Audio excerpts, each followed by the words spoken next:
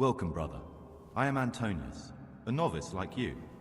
I've been instructed to guide you around the monastery and tell you what you can expect and what your duties will be. Thanks for helping me out during the ceremony. I had no idea what I was supposed to do. You don't know Latin, do you? Don't worry. Work in the scriptorium will teach you fast enough. Why exactly are you here? Was it your choice? Or did someone force you to come?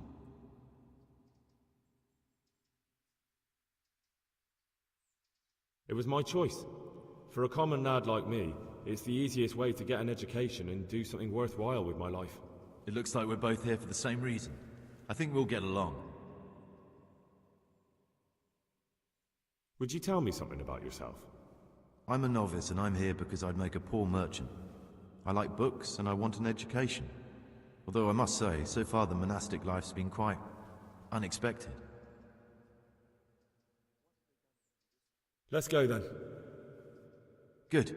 But before we do, here's a letter directly from the prior telling you all your regular duties from tomorrow onwards.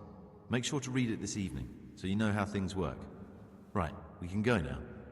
Follow me closely. I'll explain everything as we go. Remember one word: discipline. It's your job to work and pray. You serve the Lord now, not your own bodily needs.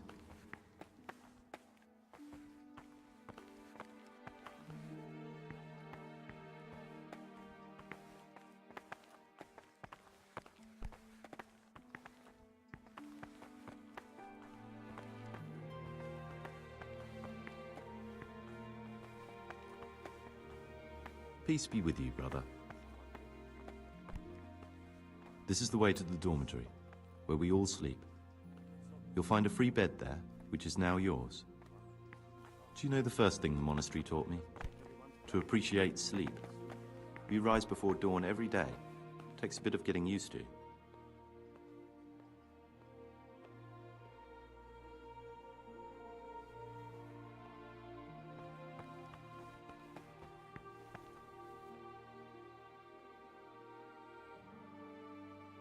It occurs to me you might be the man to ask.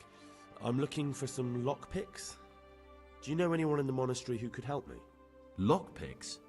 You surprise me, brother. And you, a nobleman's son. But you could ask Brother Celerius. They say he used to be a thief. I'd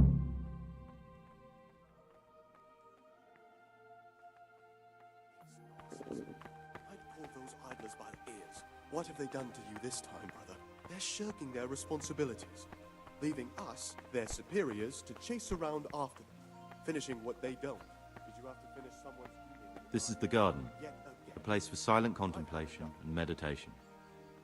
Centuries ago, this monastery was founded by the most esteemed of brothers, Saint Procopius.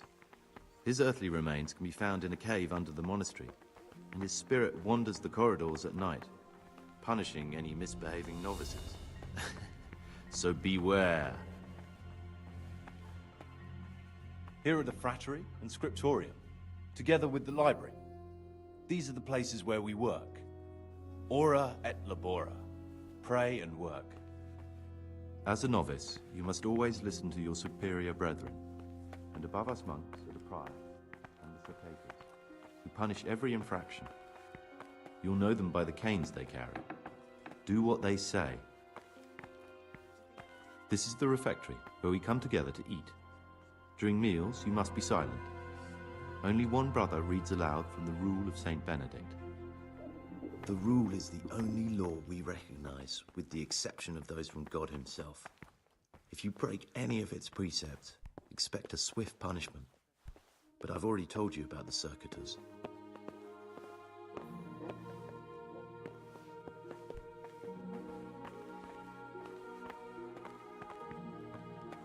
The library, the pride of our monastery, a trove of learning. We don't just read books here, we also copy them. You too will learn how. And that's all. Today you are still free from duty, but tomorrow you begin work like the others. If you need anything, ask any of the brothers. We'll be glad to help you. And I recommend you get to know the other novices. You already know me. Then there is Siskin, Yodok, and Lucas. Thanks for showing me around. There's a lot to learn here.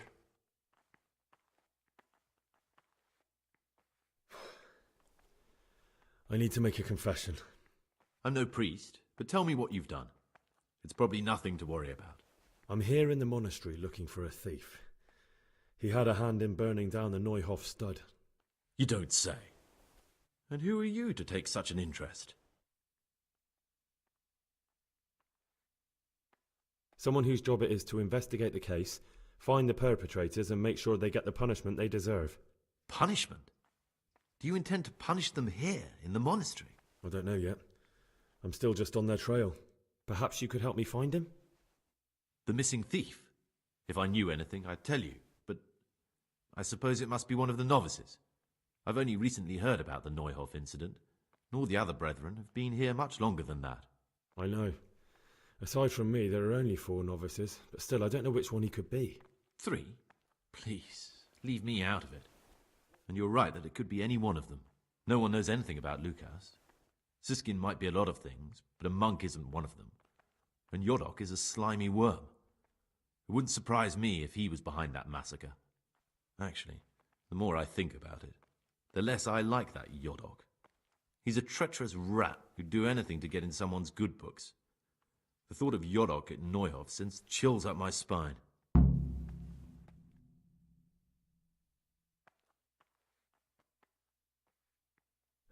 Maybe you're right. It's not a pretty thought. Thanks for your help, and please don't say a word to anyone. Don't fret, my friend. Your secrets are locked inside my lips.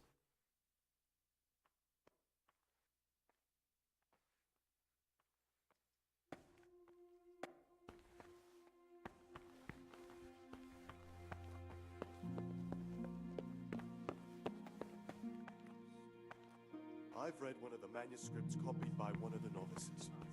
I think I'm going to cry. It's that touching, is it? Touching? More like infuriating. A horrible, abominable waste of parchment. Young people have no respect for writing these days. But they'll learn. We were no different.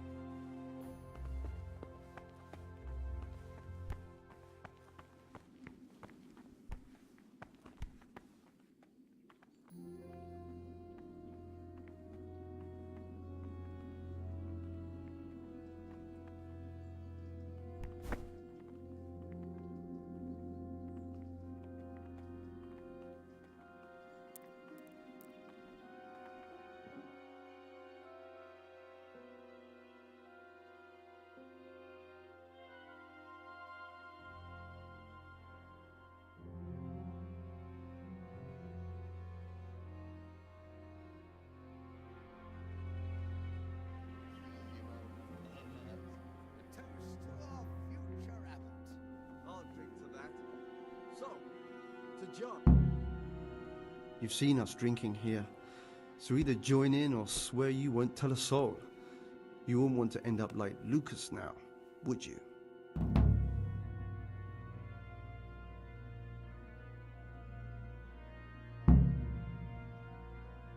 All right. I wouldn't mind some wine. That's more like it. Sit down and have a drink, my lad. I could do with a bite to eat.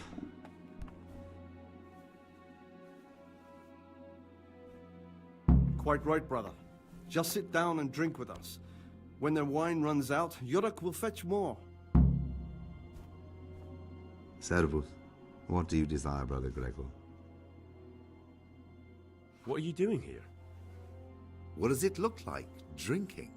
But we're all monks. Youngster, when you're as old as I, you'll understand.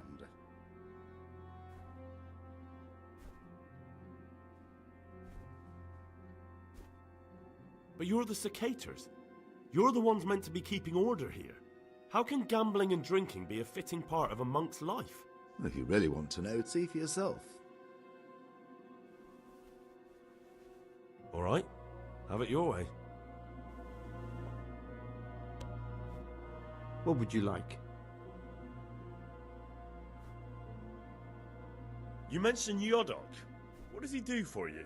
Nothing much. He's just a little suckling like you. He'll do whatever it takes to stay on our good side. Sometimes we make use of him when there are errands to run. Where'd you get the wine from? I thought the monastery cellars were guarded. So they are, but this wine isn't from the monastery. Listen, lad, would you help us out with something? This cask is almost empty, and we need a new one. We're a bit old for such exertions, but you, on the other hand... I'll help you. What do I need to do? Ha! I knew it. Help Novice Jodok arrange for a new cask. Talk to him first thing in the morning, and by tomorrow night the cask can be on the table. All right, I'll talk to him.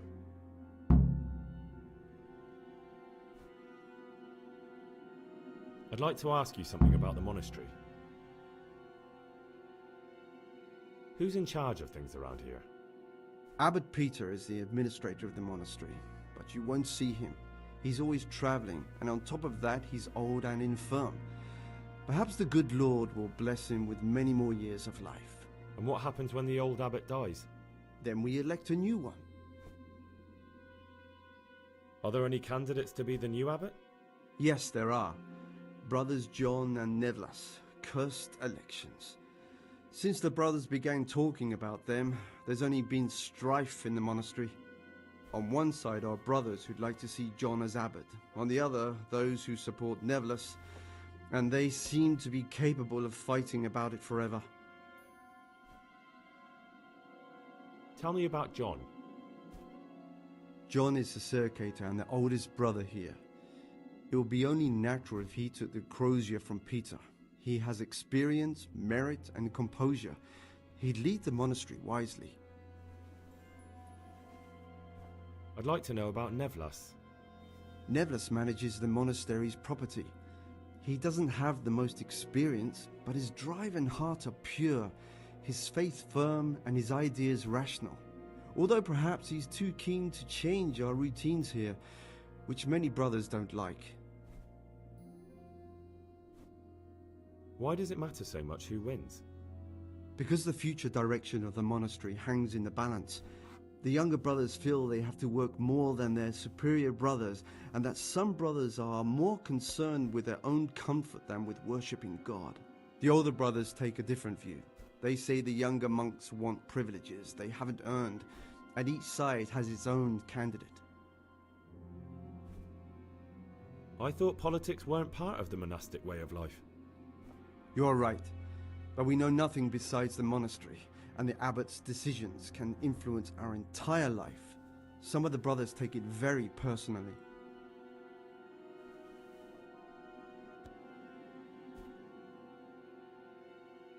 Are there ever any disagreements between the brothers? Unfortunately, yes. The biggest quarrels right now are about the election of the new abbot. They can already see poor Peter in his grave. I understand.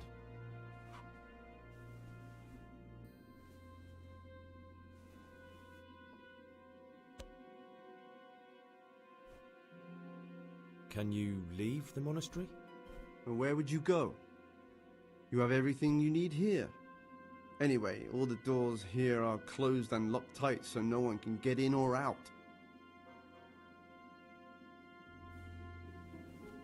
What can you tell me about the novices here? What can I say? You're here to demonstrate your devotion to God and to live a monastic life. After a year, you can make your vows and become a fully fledged brother. I meant something specific about the brothers that are here. But you know them yourself. Yodok is an odd one, but he's diligent and eager. Perhaps too eager. Siskin is good company, but a bit too worldly for a monk. Antonius is hardworking and will help with anything, but prays less than he ought. Lucas is as quiet as a mouse and no one knows much about him.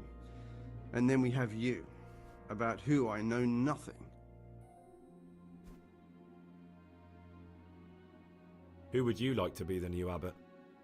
I've thought long and hard about it, and I've decided to support John.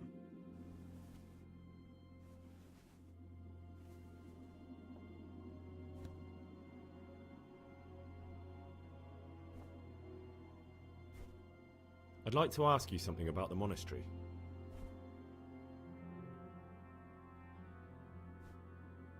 Let's drink. That's the idea. And what should we drink to? How about to the abbot? To the abbot it is. But wait a minute, lad. Which one? To Abbot John. That's more like it. I'll be going, brothers. It's been good to sit with you a while. Do us a favor, brother. Stay a little longer and have another drink with us. Here, some wine for you. Thanks, but I won't have any more. I need my sleep. As you wish, brother, as you wish. We'll be heading off soon ourselves. I'll say one thing, brother. This wine would grace the Pope's table. I'm not so sure. It's a bit sour.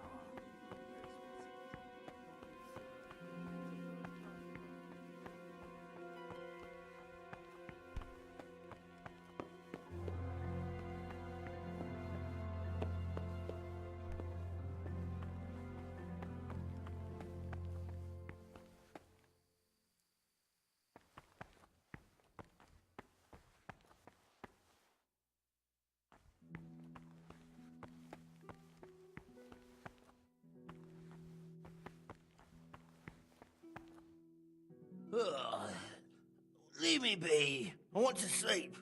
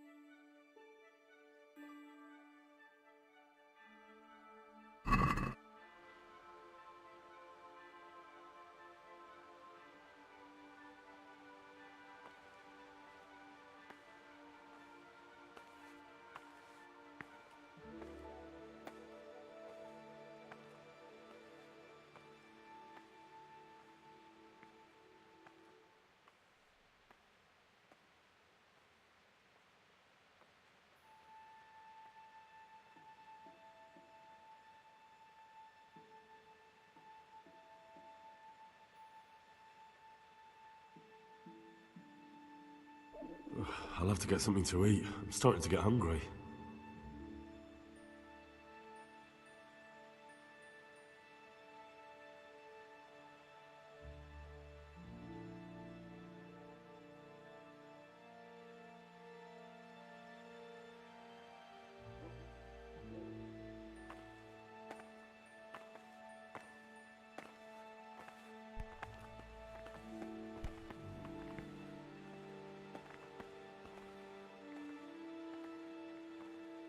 This is not a good time for questions, brother. Don't you start. Oh well, I wouldn't mind a bite to eat. Not now, brother. God damn it, my stomach hurts.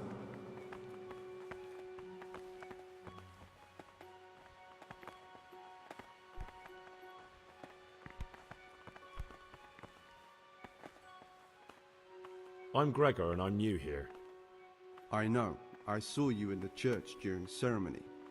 I have the feeling we'll be meeting again soon, and often. You see, I'm the circator. What does that mean? I make sure everyone observes the rule, does their work, and that everything's the way it should be. And when it's not the way it should be? Then we're authorized to mete out punishment. But certainly you won't require correction, will you, brother? I'd like to ask you something about the monastery.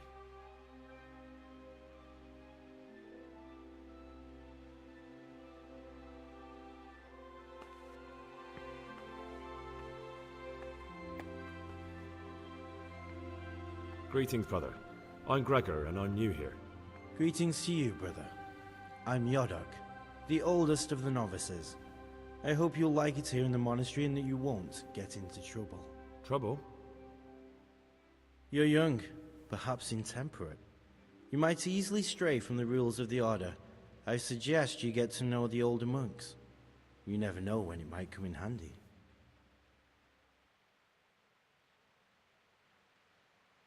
I was talking last night with the brother circators. It seems you're to fetch them a cask of wine, like last time. Well... yes, it's true.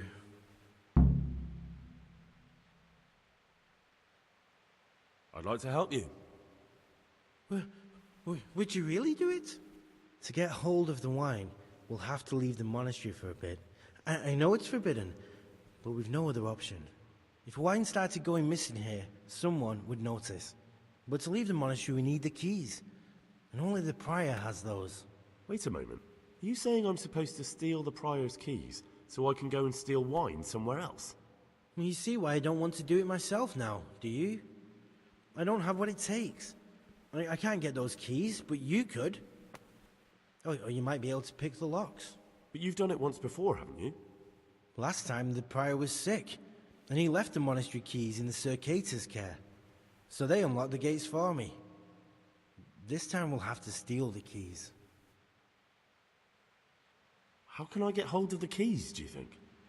I don't know, but it might be possible to do this without them. Brother Celerius, the cellar keeper, used to be a burglar. He knows his way around locks, and maybe could help us, if you could find a way to arrange it. Do you think he'll want to take part in theft? No, but he could give some advice, or maybe get some lockpicks to open the gate. You'll figure something out. If you think so, I can try. Once you have the key or some lockpicks, come and see me and we'll make our plan.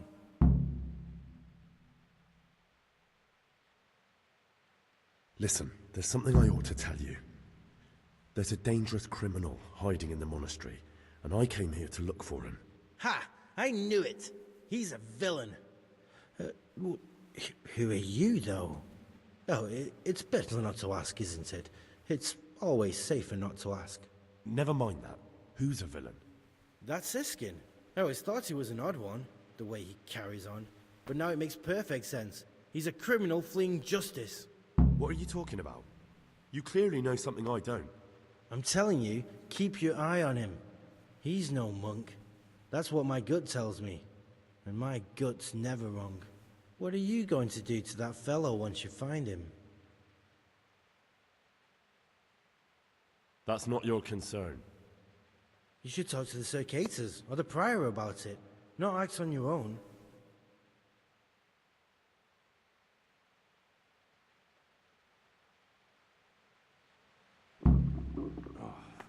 Damn it, I'm hungry.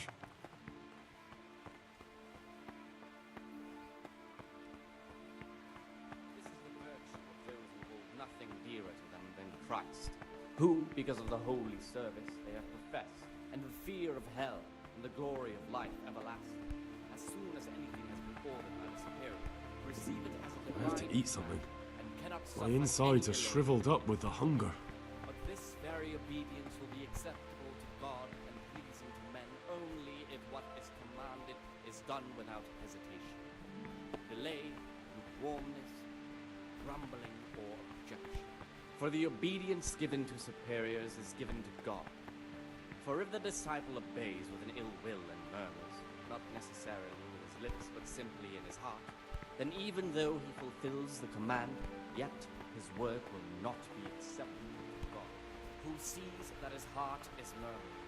And far from gaining a reward for such work as this, he will incur the punishment due to murmurers, unless he amend and make satisfaction. The rule of Saint Benedict. Greetings on the abbot. Therefore, when anyone receives the name of abbot, he ought to govern his disciples with a twofold teaching. That is to say, he should show them all that is good and holy, by his deeds even more than by his words, expounding the Lord's commandments in words to the intelligent among his disciples, but demonstrating the divine precepts by his actions for those of harder hearts and ruder minds. The abbot should always remember what he is and what he is called, and should know that to whom more is committed, from him more is required. Let him make no distinction of persons in the monastery. Let him not love one more than another, unless it be one whom he finds better in good works or in obedience. And let him not shut his eyes to the faults of offenders, but Praise be to Christ, brother. authority, let him cut out those faults by the roots as soon as they begin to appear. Remembering the fate of Heli, the priest of Cyrus, for well-disposed in those of good understanding, let him correct the verbal ambition the first and second time. But bold, hard, proud, and disobedient characters, who should curb at the very beginning of their ill doing by stripes and other bodily punishments, knowing that it is written, the fool is not corrected with words. And again, beat your son with the rod, and you will deliver his soul from death. The rule of Saint Benedict. Readings on daily manual labor. Idleness is the enemy of the soul. Therefore, the brethren should be occupied at certain times in manual labor, and again at fixed hours in sacred meeting. To that end, we think that the times for each may be prescribed as follows. From Easter until the calendar of October. When they come out from prime in the morning, let them labor at whatever is necessary until about the 4th hour. And from the 4th hour until about the 6th, let them apply themselves to reading. After the 6th hour, having left the table, let them rest on their beds in perfect silence, or if anyone may perhaps want to read, let him read to himself in such a way as not to disturb anyone else. Let none be said rather early, at the middle of the 8th hour, and let them again do what work has to be done until vespers. Weak or sickly brethren should be assigned a task or craft of such a nature as to keep them from idleness, and at the same time not to overburden them or drive them away with excessive toil. Their weakness must be taken into consideration by the abbot.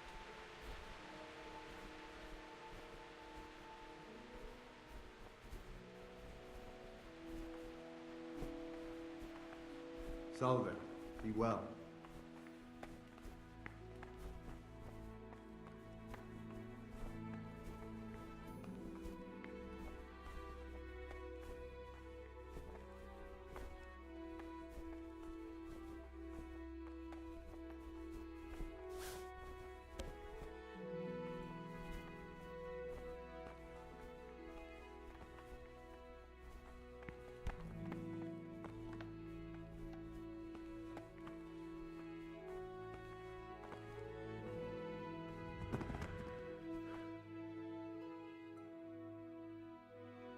You've got a strong constitution. Anyone else would have certainly died. What happened? Let me tell you a little story. Once upon a time, there was a young boy. He was lost and miserable. He had no future. He was tempted by his friends into doing some foolish things, but he wasn't truly bad, because when it came down to it, he ran away rather than keep doing foolish deeds. His former friends didn't take kindly to that, though, and wanted to punish him. So they sent a hunting dog to find him and rip his throat. The boy wasn't stupid, though, and he knew that the hound was coming. He poisoned some food, And when the hound showed up, he gave it to him. He didn't expect the beast to live, but it did. And all of a sudden, the boy was sorry for what he tried to do. So he offered to make a bargain with the hound.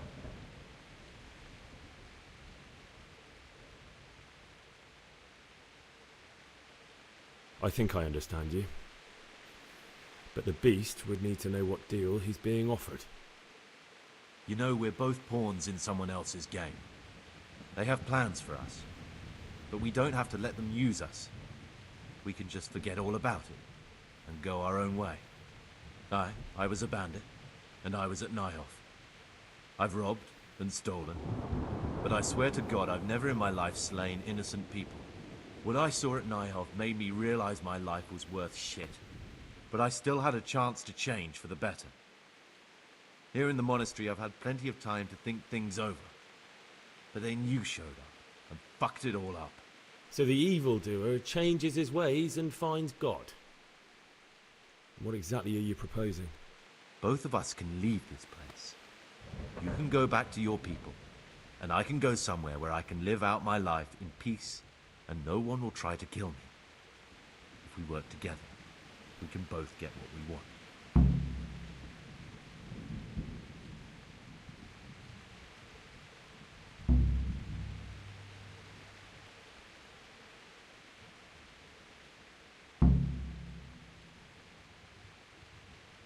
You're right. But the people who sent me will find out if I don't kill you. They won't if we're clever about it. No one has to die. Before we make a run for it, we'll make it look like someone's killed me. Loads of blood, a tattered scrap of my habit, and footprints leading towards the river. No one will bother looking for my body there. There we'll split up.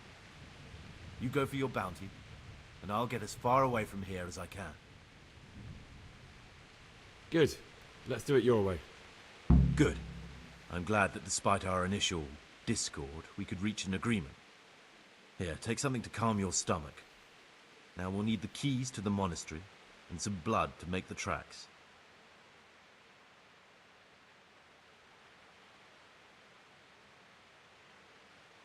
And where am I supposed to get my hands on blood in a monastery? You'll find a parchment in the kitchen with a list of ingredients on it, all the things they're ordering. Add blood for making soup to the list. And when it's delivered the next day, take it before anyone notices it's even come. What do I need the keys to the monastery for? How else will we get out? This place is practically a prison. Getting the keys won't be easy. I know, but Brother Salarius is a reformed thief. I'll bet he still has a few lockpicks lying about. If you know how to use them, they'll be worth finding. Or there's the hard way. Steal the keys from the prior. He carries them with him at all times. They both sound hard to me. But needs must. What are you going to do? I need to get ready for a long journey.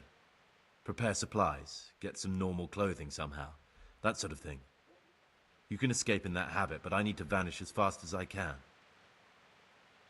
All right, that's everything I need to know. I can get started. Excellent. Come and see me once you have everything. And try to be as fast as you can. And Gregor, thank you. That would sound more sincere if you hadn't just tried to kill me. That's why I'm thanking you. For being so reasonable despite what I did. For what it's worth, I'm glad the poison didn't kill you. And we can both come through this alive if we work together.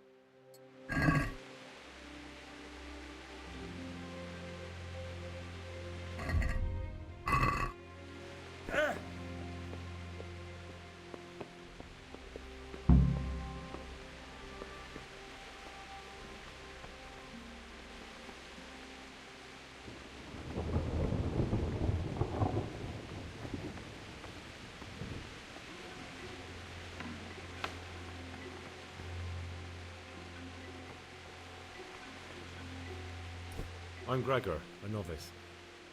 I know. I saw you at the ceremony. My name is Neblis, and I'm the provost here. I'm in charge of the monastery's property, as well as handling trade with the outside world. That means you get to leave the monastery? No, not at all. I just write lists and send them out.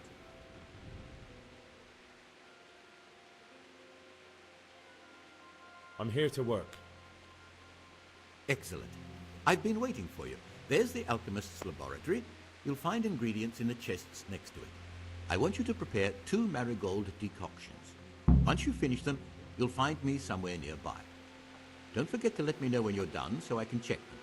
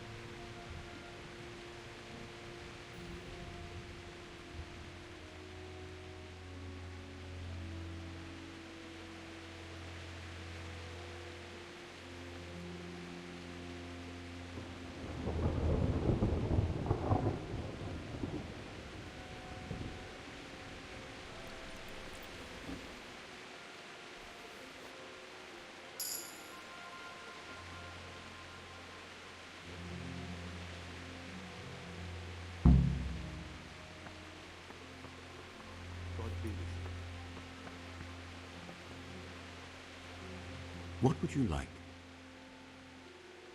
I've finished my work. Show me what you've made. Spectacular, Gregor. You've found your talent. Soon enough, you'll be teaching the other novices.